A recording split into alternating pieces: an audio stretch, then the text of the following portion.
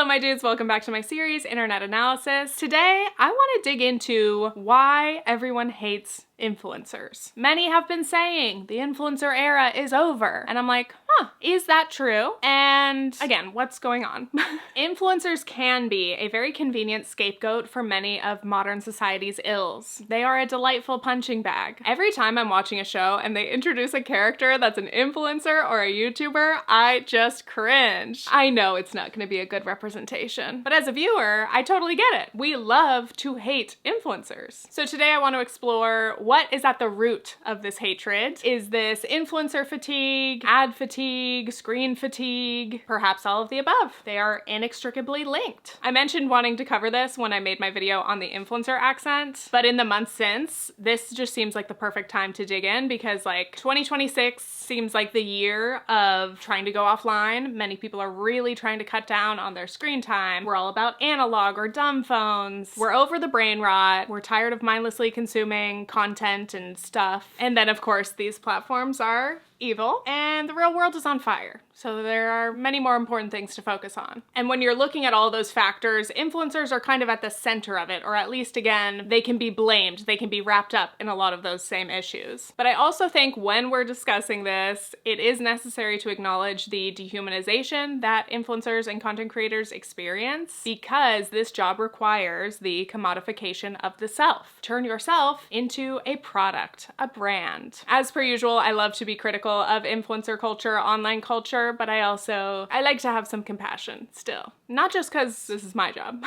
Let's begin. Obviously, there are many extremely valid reasons to dislike influencers. Oh, guys, I don't know whether anybody else is talking about this, but influencers are so annoying. Like entitled, obnoxious, attention-seeking, materialistic, greedy, inauthentic, unoriginal, unrelatable. It's actually boring at this rate. apolitical, out of touch, Self-centered narcissists. They're selling us rubbish that we genuinely don't need. Flexing their wealth, yet still begging for free stuff. rage baiting, chasing trends, or straight up stealing content. And now, we have to see them make their silly content out in the wild. Filming themselves or other people in public without our permission. It's giving surveillance state. It's giving digital panopticon. Why do the The worst, worst people get to be so successful. Thank you, that was my audition tape. Hope that worked. Oh, good. Again, I totally get it. There are truly endless examples of terrible influencers and all of their bad behavior. We're sick and tired of it. Another common complaint is basically that influencers make too much money for doing such easy work. As this Redditor put it, I'm sick of seeing these people live life on easy street. Globetrotting, getting free restaurant meals, hotels, endless gifts and sponsorships, and then having the gall to turn around and motivate others to work harder as if that's what sets them apart. Hey guys, I just wanted to get on here. There's been like a lot of hate lately, and I just wanted to say that like, why are you so obsessed with us, you know? Like, clearly you're just jealous. I can't help that I'm popular and beautiful. I'm sorry. Hey, I just want to respond to this creator. Yeah, we actually are jealous. Of course, we wish we made tons of money just taking pictures and making little videos. I would love such a privileged life, being a digital nomad, earning money from anywhere. We're talking about the influencer class. These people who have become rich and famous for what? For being good looking? Or often they were born rich, which of course makes it easier to become an influencer because you already have a dream life. But most of you don't do anything good with your influence. Do you ever talk about anything important? So yeah, when we come on here and we say your ostentatious displays of wealth are a problem, it's not just out of touch. It is truly offensive to witness. I don't think you know how bad the job market and the economy are for everyone else right now. We've gotten to this point where for many, becoming an influencer is the new American dream because it feels like we have very few other paths to success anymore. When you think about like our social safety nets being broken down, so many layoffs, so many people are unemployed, it's extremely understandable that so many people might feel drawn to or be tempted to pursue this. If your only options are the gig economy or posting on TikTok, yeah, I'll take a shot at the influencer thing. Let's talk about the commodification of the self. This is something I'm very empathetic of, obviously because I myself am a content creator and I experience it, but also because this is happening to more and more of us on a large scale all the time. And this was a big part of my thought process in thinking of like my angle for this video. Again, it's easy to hate influencers. There are plenty of examples that we could dig into or people that we could tear apart all day long, but I'm more interested in like this idea of the influencer class. And I just don't think it's a very accurate representation of the vast majority of influencers. Do you know what I mean? As the possibility of like becoming famous on social media has become more democratized because of apps like TikTok, the line between media consumer and creator is getting very blurry. If we look back at the very beginning of content creation, it was mommy bloggers, it was writers and artists and designers, makeup artists, chefs, sharing skills that they already have, that they've already established with the world, or their waitresses, their college students. Me, I was a Pizza Hut driver when I started posting on this app. I was nobody. And then we become these online entertainers. And that's how we view the new wave of internet democracy, that this can happen for anybody, that anyone can blow up, and it could be you tomorrow. Even if you're not trying to be an influencer, more and more of us feel compelled or obligated to turn ourselves into a product or a brand, which is a very dehumanizing process. So many jobs these days require having a strong social media presence to market yourself or to find clients, whether you're a hairstylist, a tattoo artist in general. So you've got to do your regular job and create content and post and stay active. And a lot of regular people are finding themselves like stumbling into the job of being some kind of content creator. And I think that's making this whole us versus them mentality less valid. The class and power dynamics are not as clear cut as they used to be between like normal people and celebrities, or even viewers versus internet celebs. But before we continue, this portion of today's video is sponsored by Ritual. You know what I don't think is TMI? Talking about digestive health, because everybody poops. Okay? And it's very important to stay regular. I have been using Ritual's Synbiotic Plus supplement. It is a 3-in-1 prebiotic, probiotic, and postbiotic that supports a balanced gut microbiome and digestive health. The delayed release capsule is designed to reach the colon, not the stomach, where those probiotics can get to work. Unlike other supplements that can be hard to take, I find this goes down really easily, and I genuinely appreciate the minty smell every time I open the container. It's very refreshing. Importantly, I can take this with or without food. It doesn't upset my stomach either way, which is great. All of the daily disturbances of life, like stress or travel, can really throw my gut off kilter, and I can definitely feel a difference when I forget to take this. So it's great to know that just taking this little supplement every day helps keep me regular. Next time you're shopping for vitamins, try Ritual. You can make a one-time purchase or sign up for a subscription. Click my link and use code tiffanyferg25 to get 25% off your first order of Ritual.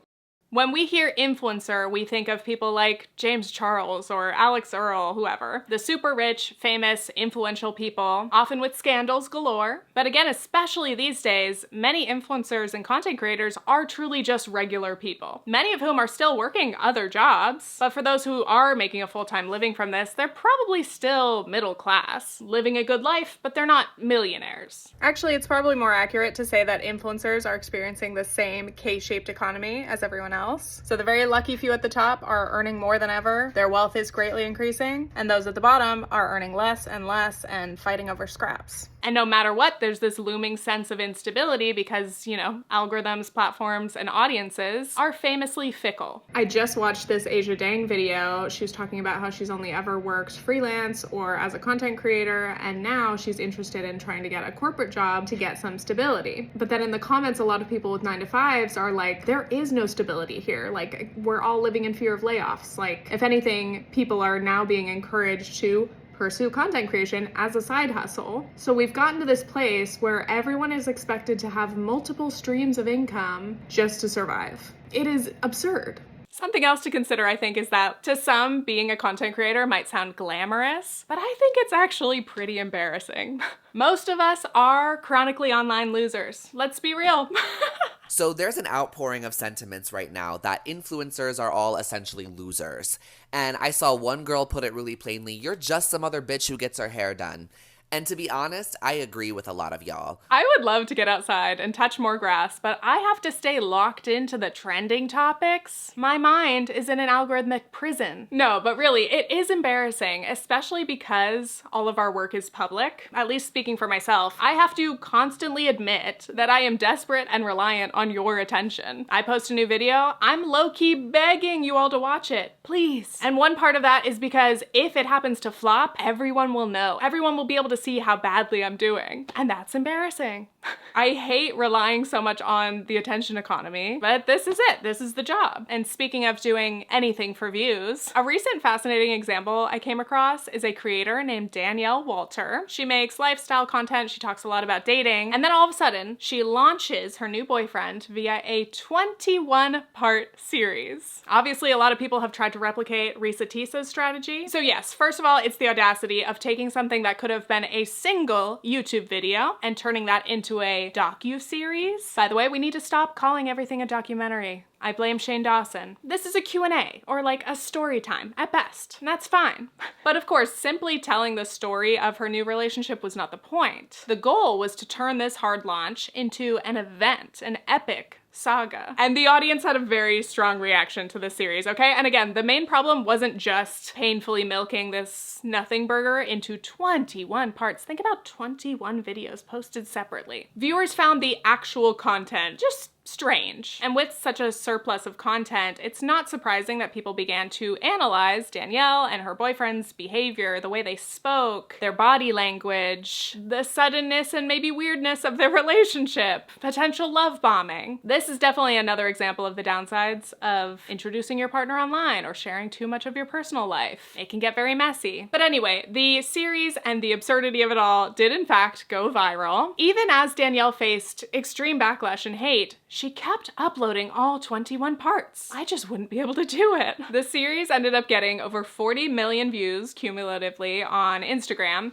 and about 15 million more on TikTok. But perhaps the most interesting part was afterward. Danielle posted this video talking through her thought process, like explaining what she initially had wanted the series to be, and she admits it didn't come together the way she had envisioned it, and she definitely didn't get the reaction she had hoped for. And yet, at the end of the day, she says, the series performed well. I ran the numbers today. The series in 21 parts only on Instagram is at 39 million, and only 6 out of the 21 videos are under 1 million views. Was the heart behind this to get views? No, but this is an objective of this role. So I'm just talking like success to failure. Technically, this is performing. Basically, it got 40 million views and a mountain of hate, but numerically and therefore financially, it was a success. And wow, if that's not the perfect example of the attention economy, I don't know what is, you know? If outrage brings views, go for the outrage. All press is good press. It was just such a perfect encapsulation of so many things I wanted to touch on in this video, so I had to include it. We have this incentive to focus only on numbers, whatever draws clicks and views, virality, engagement, and it definitely messes with your head. I am so tired of trying to be an influencer. It's exhausting. Sometimes I feel like a sellout.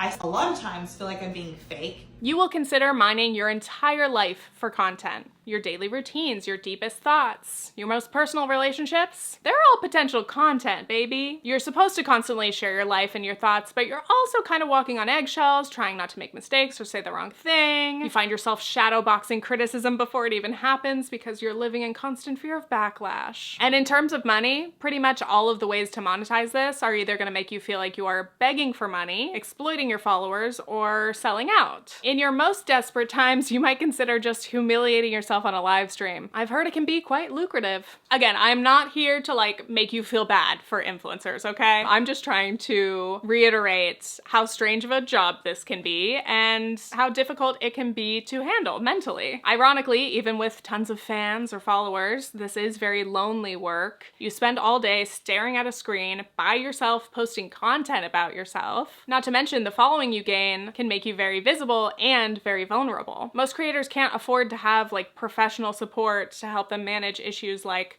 overwhelming hate or stalkers or threats. Now again, some would argue, okay, well, you signed up for this, okay? Nobody forced you to be a content creator. You're the one filming and posting, so you can't complain. And first of all, I disagree because as a recreational complainer, I almost always support it. Just let it out. Again, I just think it's important to consider the context of the world and the economy and what is compelling, what is tempting or enticing so many people to consider this path, to roll the dice, to try to be able to earn some money online because we're trying to survive. And this is one very accessible potential way to do that. Now I want to get into the triangle of influencer fatigue, ad fatigue, and screen fatigue. I'm feeling a lot of social media and influencer fatigue. There are so many people on here that are so out of touch. Going and splurging when like the average American can't even afford groceries. We're having to put water in the shampoo. And you're sitting here talking about this new luxury bag. It's very out of touch. It's very dystopian. We are influenced out. We are so tired of someone trying to convince me to buy shit I don't need. I don't know, like I'm just sick of being on my phone. I'm sick of looking at social media. Everything feels so disconnected. All of this has come up in a lot of these recent discussions. Like again, is the influencer era over? Or people wanting to cut down their screen time, get dumb phones? And they're all connected, obviously. I think it's important to point out that not all consumers feel this way. Maybe on this side of the internet, we have people who are critical of overconsumption, we're critical of influencer culture, but there are plenty of consumers who have absolutely no problem with it. They are still cheering on the massive hauls or the luxury videos or the you're doing rich right. So like, I think even saying like everyone is sick of influencers, we're all tired of this, that's not even true. There are plenty of viewers who are still eating this up. But for those of us who are more on this side where we are tired of it, in this era of anti-social media, we're trying to get off screens, we're trying to consume less. All of that is antithetical to the entire influencer concept. Right? It makes sense that influencers do feel like the scapegoat or the main problem here. They represent everything that we're trying to get away from. And again, going back to that idea of like being an influencer is embarrassing, especially right now as like social media and like being screen obsessed is getting less and less popular. Like it's embarrassing to be chronically online. There was an era where it was kind of like, you know, a flex. I'm just staying inside and like bed rotting and looking at my phone. Now I think we're all like, no. We don't want to be doing that anymore. So again, to be an influencer existing in this ecosystem, desperately clinging to it, trying to maintain it because it's your job, it feels even more desperate, which pushes viewers away even more. And it's like this vicious cycle. I mean, I can even feel it sometimes when I make these videos and I'm like, we all want to get off our phones. And then I'm like, but wait, can I hold your attention for 1 second? Can you use your phone long enough to at least watch my YouTube video? You can watch it on TV if you want. So it's like, I understand and feel the irony, the dual loyalty. As an individual, I want to get the hell off my phone. I want to get off these screens. As a creator, I say, good for you, but can I still be one of your faves? So one part of this conversation that a lot of people pointed out is like, is influencer fatigue real? I found this TikTok and I think this is a really interesting point. This narrative right here, I need y'all to wrap it up quickly because not only is it false, a lot of y'all's frustration towards influencers is grossly misplaced. Y'all aren't angry at these influencers. You're angry and frustrated at your own situation, and your anger needs to be directed towards your elected officials. Even though, yes, again, the criticisms of influencer culture are valid, I think it's interesting to think about the degree to which people are using influencers as their punching bag. And again, people do this to celebrities. It's easier to channel our anger and our frustration at some faraway, untouchable object rather than focusing on like the immediate circumstances of our reality. Your governor that you voted for, the congressperson, channel that frustration towards them at their refusal to raise wages, that your taxes keep increasing, that the cost of living and inflation keeps climbing and climbing. I personally wouldn't tell people like, oh, don't talk about influencers. Like, I think it's fair to vent, but I do agree it can be both. You can be sick and tired of influencers, but they are not the ones who have created the system. Influencers have nothing to do with your own personal situation. And this is actually why y'all keep watching them, because even though people claim that they're tired of seeing people live these lavish lifestyles, you watch these influencers for an escape from your own life. Again, that interesting element of like, some people hate watch influencers that they despise. They hate influencer culture, and yet they can't look away.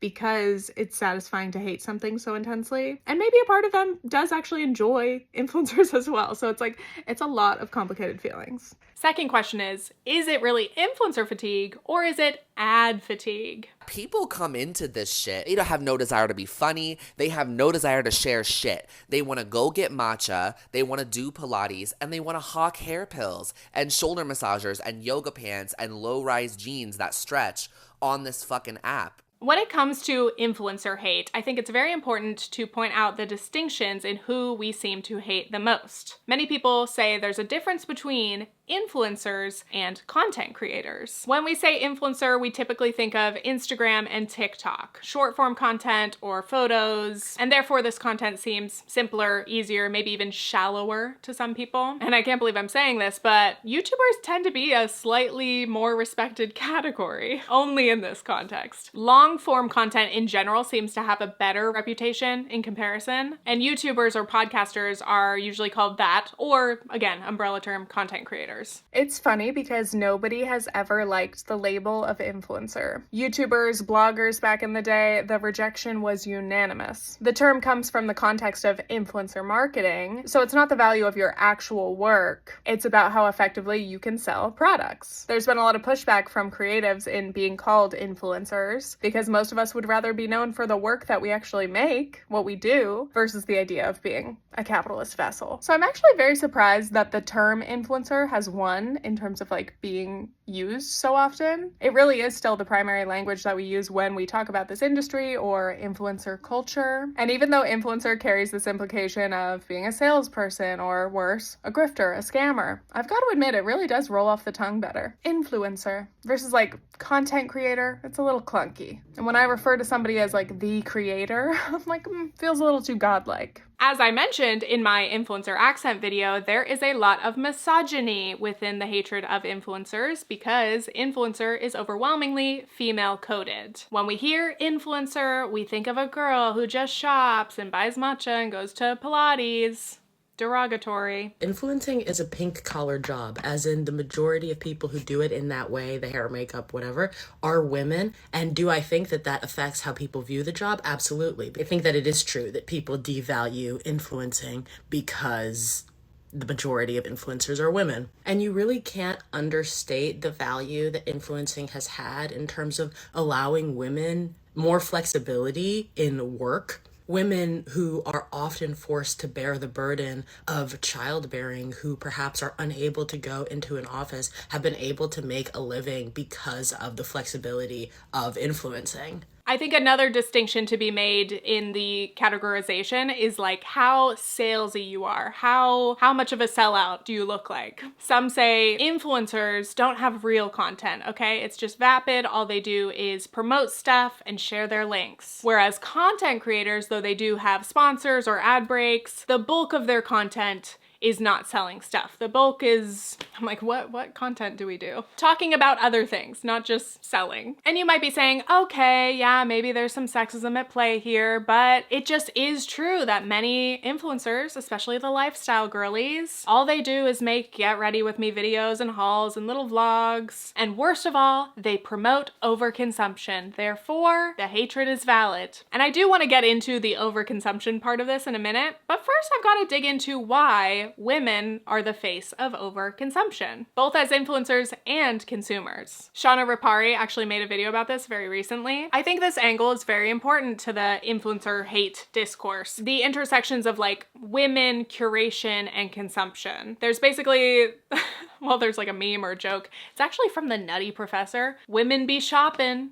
I don't know why that stuck in my head for like my entire lifetime. If you look at the hatred of influencers through the lens of misogyny, influencer culture represents a lot of the most derided parts of womanhood. A lot of these critiques against influencers pretty much mirror what women at large hear. There are these ideas that women are bad with money, they love to shop, they love to waste their husband's paycheck, and it's so infuriating. Obviously, women aren't just spending the money, spending their husband's paycheck. Most households these days are in fact dual income, so they're earning as well. And many women these days actually earn more than the man in these hetero relationships. So it just goes against reality. There's also this idea that women handle the shopping because they love to shop. They choose to, they enjoy it, and they're so good at it. In fact, it's actually their only hobby and their whole personality. Nicole Rudolph also recently uploaded this video, How We Forced Shopping on Women, and this offers a lot more historical context, at least for the US, in how women ended up being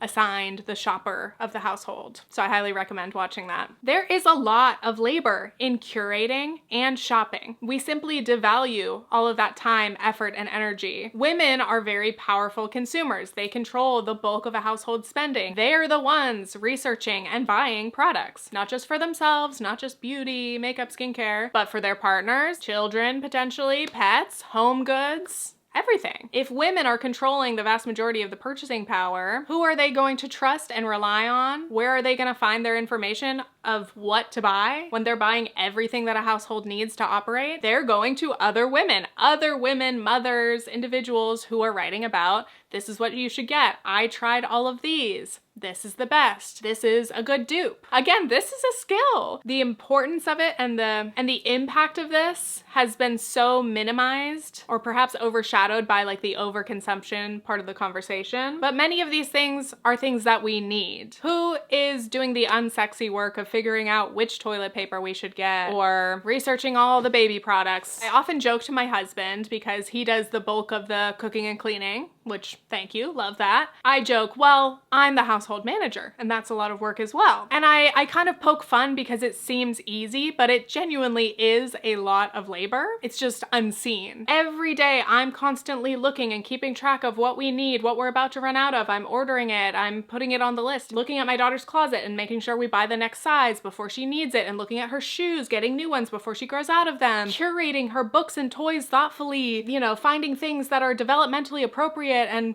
shoes that are good for early walkers and foot development. It's like I'm painstakingly researching every single item to make sure we're getting the best deal and the best quality. Again, even as I'm saying it, it's like, oh, okay, you're shopping. What does our life look like without all those things? Or what if I did just buy the very first thing I clicked on? If something's not good or it doesn't function well, you either have to go through the pain of returning it, which is wasteful, or you just don't use it at all, and that was a waste of money. This is important work. This is part of domestic labor. So this idea that influencers, aka women, are just vapid and they're just promoting overconsumption and selling useless things to other girls, I don't think that that's a fair conclusion, and I definitely want to defend the value of product recommendations. I recognize the usefulness of influencers in the sense that, like, I need to have a lotion, you know what I mean? And if there's somebody that I trust who has, you know, a similar skin type as me who is saying, this lotion is really good, you should try this lotion, and I try it and I like it, then that's a net positive for me. I also want to point out that making product recommendations or doing reviews doesn't have to promote buying way too much stuff. You could even promote buying secondhand. You can tell people these brands or these exact products are worth it, and therefore whatever way you can find them, at least these products will last. If these are, in fact, genuine, well-researched, trustworthy reviews. In that sense, you could actually encourage people to consume less overall because the things they're buying are actually better quality and last longer. All of that being said, does influencer culture contribute to overconsumption? Yes. I'm like, yes, I did just say all of that, but also yes. It's a yes and, you know? Many influencers do weaponize this against their female audience, okay? You know, women's wrongs, right? So I'm not saying that it's always this like heroic thing. Again, the toxic marketing, woman to woman, mom to mom, the idea is that like, you need this, you're gonna be devastated without it. It is true. Influencers, especially within, you know, the lifestyle niche, they have huge incentives to promote as many items as they can possibly link. Literally everything they wear, put on their faces, use, every single item in their house, if it can be linked, they can earn commission on that. I'm so done with seeing influencers linking 20, 30 things in one day. Like, please stop trying to make a buck from your followers. Influencing is supposed to be organic. And honestly, the creators I trust most on here now are the ones that they Link selectively. Linking every single item that you wear in the TikTok shop in your LTK, it promotes overconsumption.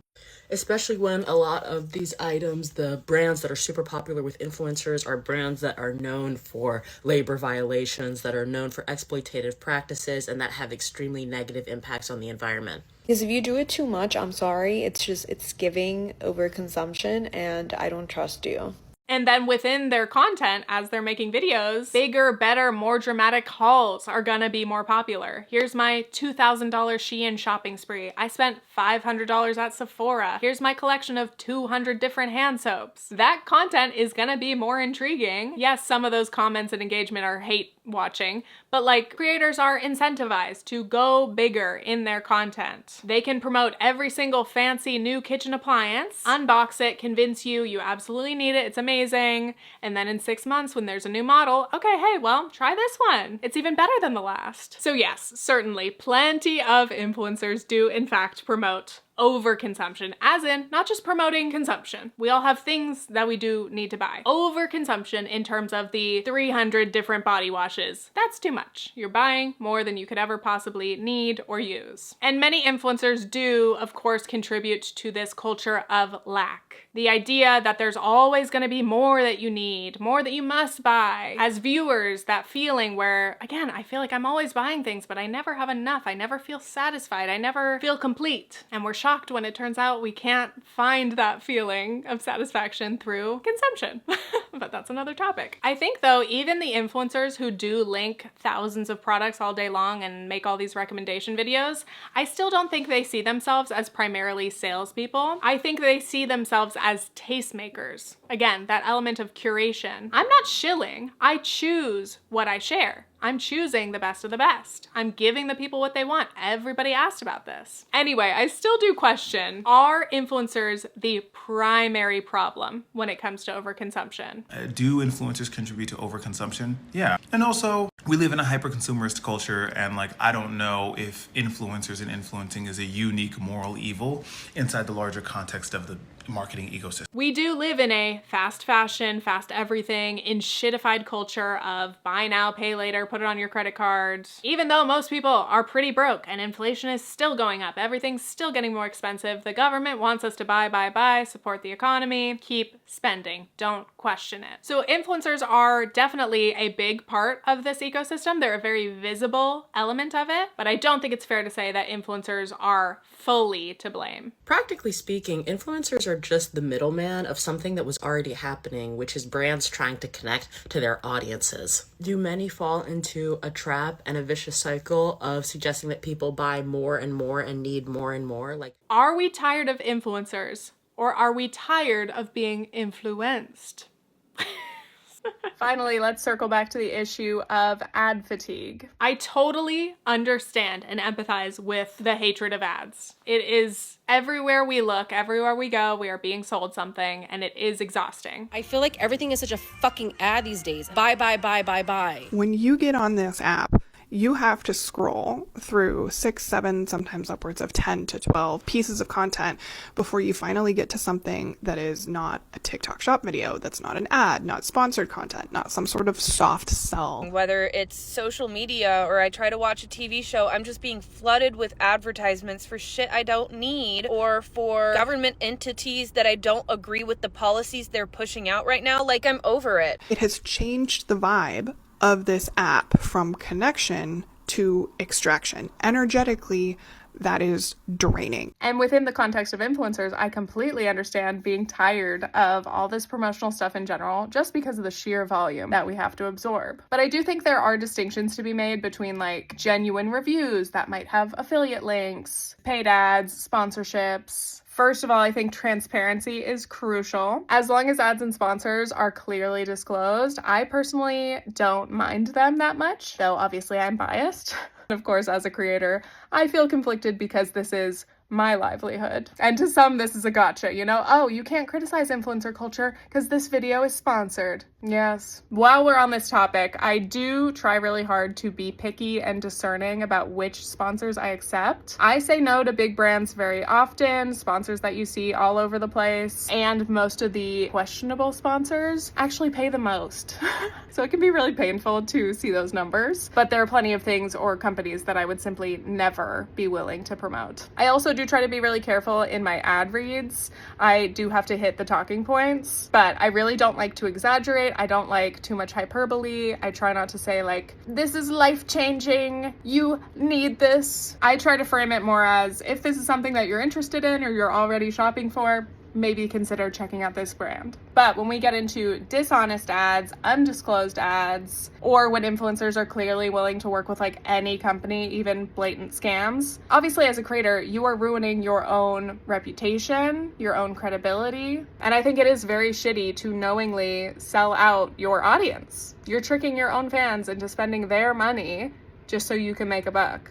Anyway, overall, I definitely find that the creator economy can be really tough to navigate because at this point, most monetization involves ads in one way or another. And this problem is happening in so many industries. It's always either ads or a subscription model, sometimes both. Maybe the solution would be a moneyless, classless society. I think we definitely see like the most ethical choice being be a creator who survives off of fan funding, Patreon or Substack or donations. And that is awesome. I am so jealous of creators who can make their full living from that. I think it takes a pretty special type of content to be able to entice enough people to be able to live off of that. But also it's very complicated because again, as the economy gets worse, as everybody is doing worse, people have way less money to spare. Therefore, it's a much harder ask to go to your audience and say, hey, can you support me as one of your faves? A lot of people don't have the money to support many of their favorite creators or even any of their favorite creators. I would love to see the business model change when it comes to content creation and influencers. I think we definitely need a union. I don't know what exactly that would look like, but it would be great if creators could still get paid fairly without feeling like they constantly need to sell. I'm just not entertained by this consumerist approach that everyone is taking to every form of media. I wish things were genuine and fun.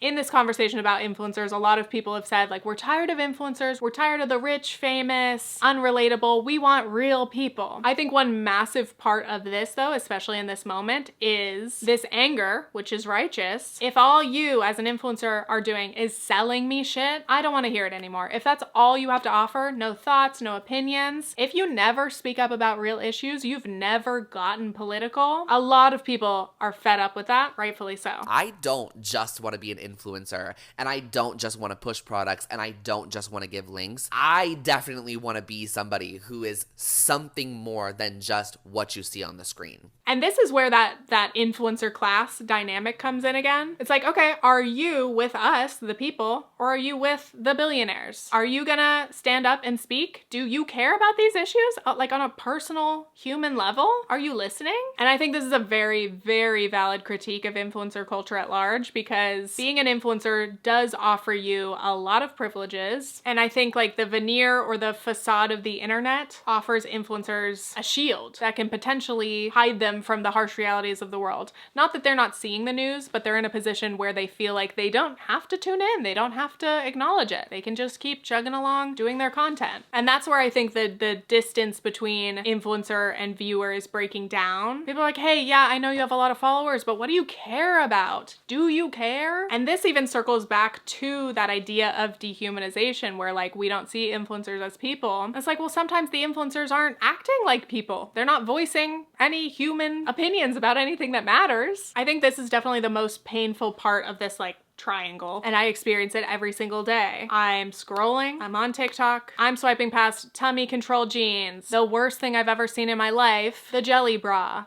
It's like, no wonder we all feel like we're going insane. Witnessing how we absorb news and opinions and content through social media, it's a really alienating and crazy-making way of existing. Drop into HomeGoods and save, save, save. What's on your kids' list this holiday season? Don't raid your closet. Raid TJ Maxx for your fall fit check. Drive to Target. Get it now. Get it now. Get it now.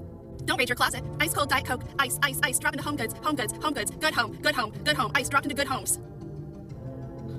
The juxtaposition of lifestyle content or like funny content, brain rot content, bookended with the most insane, diabolical, horrendous shit you've ever read or seen. And all of that makes it even more painful to see that like vapid content that just feels so disconnected from everything else. Ultimately, I think a lot of people are generally tired of ads and influencers and screens, but I think unless you are able to like fully throw your phone away, go live, you know, off the grid or something, you probably will still want some entertainment.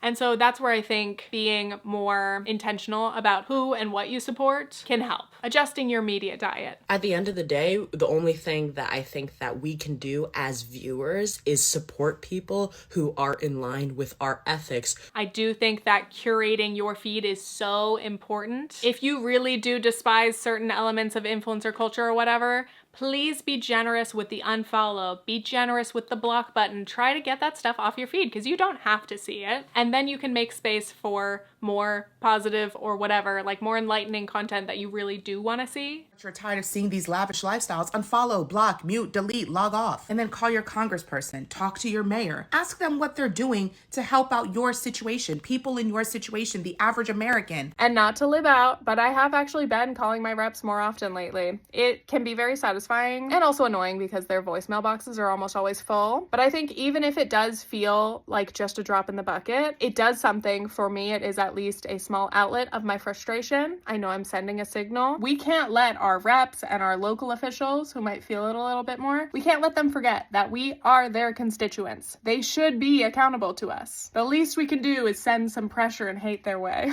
Our attention is in fact very powerful. It does matter who we give our time and attention to. There's also a very strong argument to be made that social media is a very valuable and crucial tool, especially right now, even with plenty of censorship. That's where we're getting a lot of the on-the-ground, firsthand coverage. I just find it so ironic that right now in this moment, when our hatred of social media and our phones is potentially at its peak, we're still hyper aware that these are in fact some of our most powerful, useful, necessary tools. Filming is powerful. Being a witness is powerful. Please take breaks when you need to. Stay safe. If you really have reached the end of the video and you're not just sleeping right now, thank you. Even if you are sleeping, good night. Thank you so much for watching. I hope you enjoyed this and stay tuned for future internet analysis episodes. Okay, thanks. Bye.